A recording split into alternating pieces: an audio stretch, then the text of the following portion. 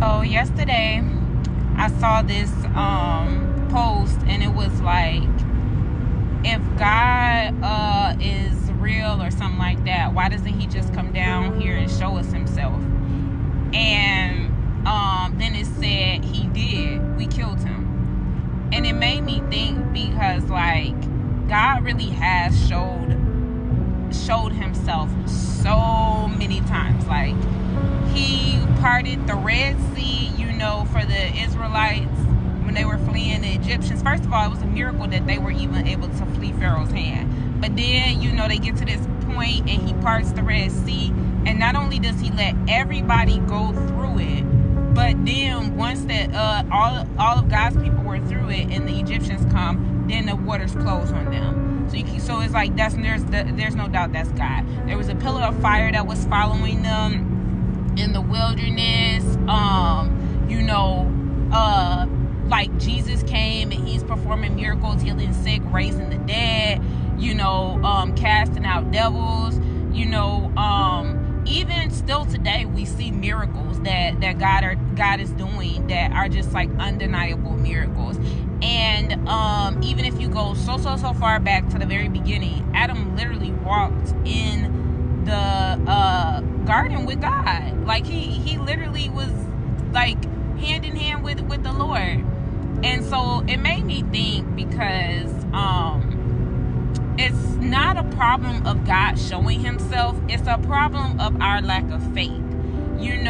Whenever something gets like times get tough, or even if it's not like times get tough, just when we want something that we are not willing to just trust God about, then we lack faith and we just go and do what we want to do, or we doubt him, and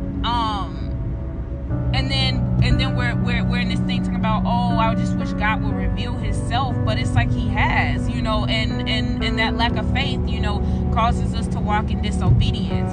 So, you take, for example, Adam had everything he needed. God was with him right there. If he wanted something, he could ask God, but and this is Adam and Eve, because they both did it. But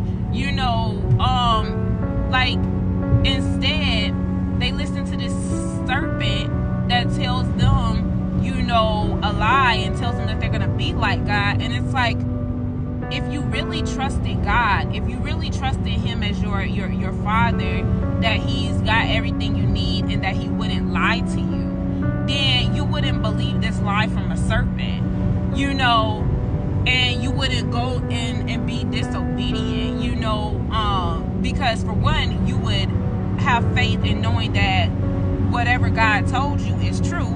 And so you would have the fear of the Lord, knowing that the consequence God said is going to come with disobeying him, and eating that fruit is going to come. But not only that, you don't have to eat, be disobedient, eat that fruit to get whatever it is you're looking for, if it's knowledge or understanding, whatever, because God's got you. You really believe God. And even in the wilderness, these people, they've seen God perform these miracles. He brought you out of Egypt. You don't believe that if he brought you out of Egypt, he's going to take you through this wilderness and take you to the promised land that he promised you? Like, you don't believe that, but instead you go and you build your own idol. And not only do you build your own idol, but you mad delusional, and you give the idol credit for taking you out of Egypt. Like, how? You literally just built that right now, and you want to say that's what brought you out of Egypt? But it's like we do that stuff even today. Like, God tells us something and we don't believe him, so we go and we try to make it happen for ourselves. We go and we try and do whatever we think is gonna, make whatever we're looking for, whatever we want.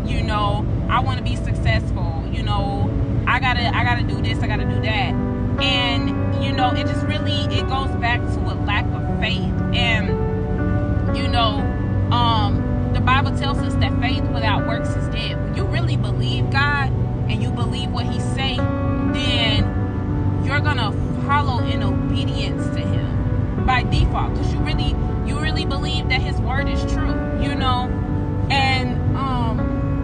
it made me think about that. And this was just God getting me, because this is the real part right here. The struggles, a lot of time, like, it seemed like in my mind, I used to think like, oh, if I'm just, if I'm following God and I'm doing what He wants me to do, then I felt like that's right, right standing. But the truth of the matter is, if you're lacking faith even in the things that maybe He told you,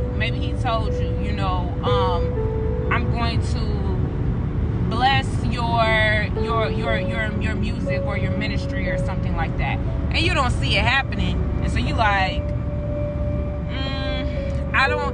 I believe in God, I believe His word, I'll follow His word, but I don't believe God about this promise, because I don't know if He gonna do that. You may think that that's so light, and you may think like, oh,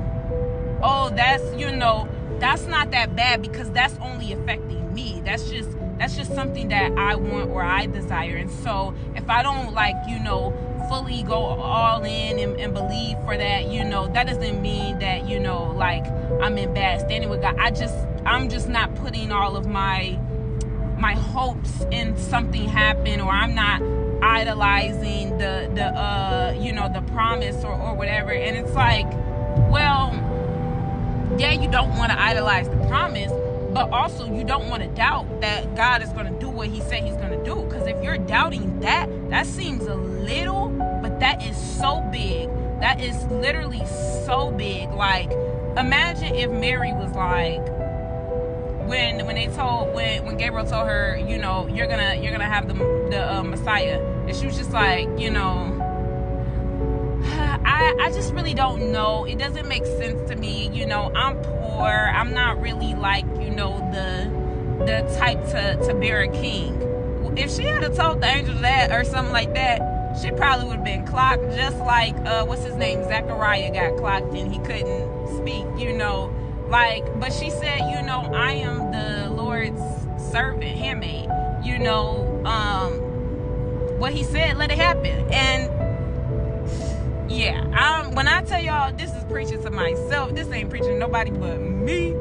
So, don't belittle, the things that God told you, because that's really, if you're showing that you trust Him in that, and those things that you may think, oh, that's just about me, that's just something I want. God doesn't really care about what I want. God has bigger things, to worry about. It's people with cancer, and I used to be thinking like that, but it's like, God is our Father, and He can father the entire earth at once. He does not need us to fall in a line of, because if we had to fall in a line, our show would be at the back of the line. Because when I tell you I am alive, I got my health, I got a roof over my head, I definitely have absolutely nothing to complain about.